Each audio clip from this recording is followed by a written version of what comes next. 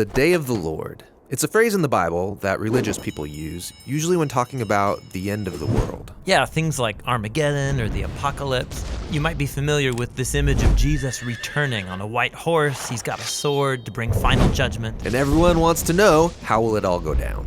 So a lot of these images come from the last book of the Bible, but to understand them, you have to go back to the first book. When the story begins, we watch God create an amazing world, and then he gives humans power to rule over it on his behalf. But the humans are tempted by this mysterious, unhuman character who offers them a promise. You could define good and evil on your own terms and put yourselves in God's place. Which is what they do.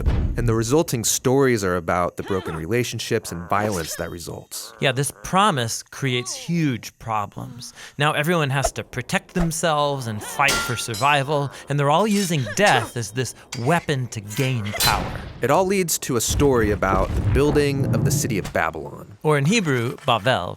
Everyone comes together to elevate themselves to the place of God. And God knows how devastating this could be. A whole culture redefining good and evil as if they are God. So God confuses their language and scatters them. Now from here on, Babylon becomes like an icon in the biblical story. It's an image that represents humanity's corporate rebellion against God. And the next time we see it is in the story of ancient Egypt. Yeah, Pharaoh, the king of Egypt, he feels threatened by these immigrant Israelites. He starts killing all of the boys, enslaving the rest. And this is really evil. Yeah, Egypt's like this bigger, badder Babylon. They take care of themselves at the expense of others by redefining evil as good. And so God turns Pharaoh's evil back on him. His pride drives him forward, and he's swallowed up by death. Now, after this great deliverance, the Israelites sing a song about how God is their warrior who liberated them from evil. And the Israelites referred to this moment as the day. The day they were rescued from a corrupt human system. And every year since then, the Israelites have celebrated the day of their liberation with this symbolic meal of a sacrificial lamb. It's called Passover. Eventually, Israel comes into its own land, have their own kings, and they face new enemies. So that past day of the Lord, celebrated every Passover, begins to generate hope that God will bring the day again to save Israel from new threats.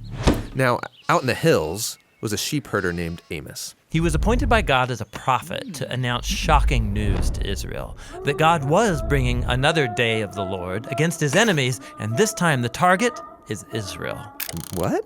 Sadly, Israel's leaders had also redefined good and evil for themselves, resulting in corruption and violence. So God's people have become like Babylon, the oppressed become oppressors. Babylon seems like a trap no one can escape. And so the day of the Lord comes upon Israel. They're conquered, taken captive into exile, and from then on, Israel suffered under the rule of continuous oppressive empires. This is the story Jesus was born into. Yeah, in his day, the oppressive empire over Israel is Rome. So, is Jesus gonna confront Rome, take him out? Well, no.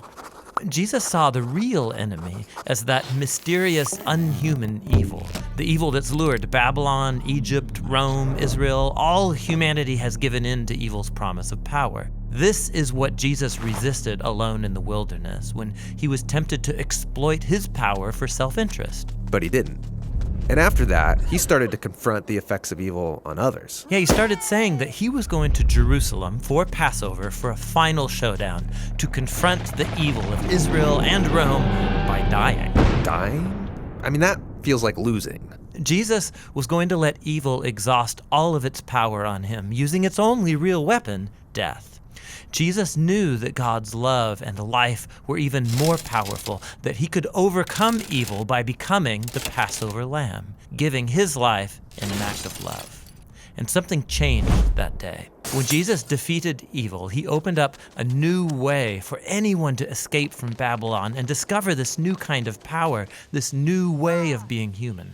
Okay, so something changed. But the power of evil is still alive and well, and we keep building new versions of Babylon. Right, and so the last book of the Bible, the Revelation, points to the future and final day of the Lord. It's when God's kingdom comes to confront Babylon the Great, this image of all the corrupt nations of the world. Yeah, this is it. Armageddon, final judgment. How is Jesus gonna finish off evil? Well, that's not how you'd expect.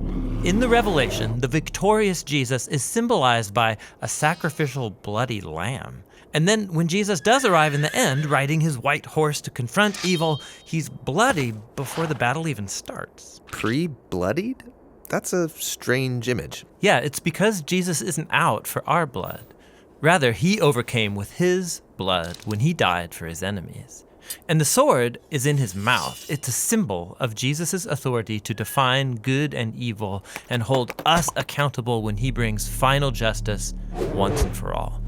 And so, in the meantime, the day of the Lord is an invitation to resist the culture of Babylon.